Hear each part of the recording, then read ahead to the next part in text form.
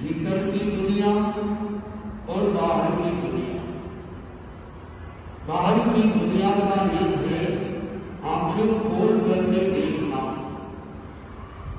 भीतर की दुनिया का नियम है आंखें बंद करके देखना। बाहर की दुनिया का नियम है हलचल, कोलाहल, खटपट, अशांति में जीना। भीतर की दुनिया का नियम है शांति, प्रेम, आनंद का जीवन जीना। जीवन जीना एक बात है, उसे कला के साथ जीना दूसरी बात है। मनुष्य का संदेश है जीने की सबसे बड़ी कला आप भला तो जब करो। शुरुआत प्रेम से की जाए और कर्मों की निद्रा के भगवान महावीर स्वामी ने 12 प्रकार बतलाए और जिन जिन साधनों से कर्मों की निद्रा होती है वो सब तपस्या है।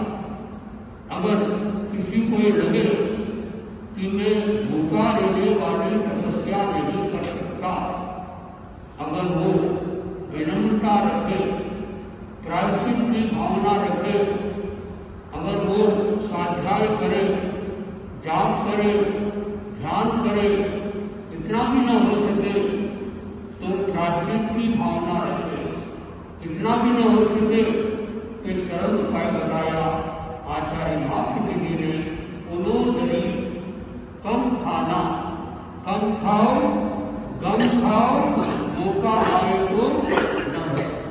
कम खाओगे स्वस्थ रहोगे, गम खाओगे मस्त रहोगे, नम जाओगे आश्वस्त रहोगे। आदमी को तीनों जरूरी है। शरीर से स्वस्थ रहना चाहिए, मन से मस्त रहना चाहिए और भावों से आश्वस्त रहना चाहिए और आत्मा से आत्मस्थ रहना चाहिए। ये आत्मस्थ रहने का उपाय तपस्या आज मनुष्य की सानिध्य में पहली बार तपस्या शुरू की गई और दिनेश जी के द्वारा की गई और संख्या भी कितनी बढ़िया, 9 की संख्या। आज होगा तो थोड़ा सा चिंतन करना पड़ता, लेकिन 9 के लिए चिंतन करने की जरूरत नहीं, क्योंकि 9 का अंक अखंड होता है।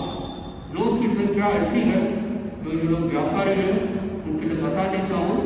9 की संख्या का किसी से भी संख्या से गुणा करो, उसका योग 9 आता। 9 दूनी 18, 1 और 8, 9 3 36, 3 और 6 9। लाख का, करोड़ का, कितनी भी संख्या का उससे गुणा करो, उसका योग 9 आता। तो 9 की संख्या अखंड है और ये 9 की तपस्या करके बोलते 9 किया मतलब एक होता सैमसंग, एक 9 किया, 9 की तपस्या की, ये भी 9 किया तो बहुत बड़ी तपस्या होती है।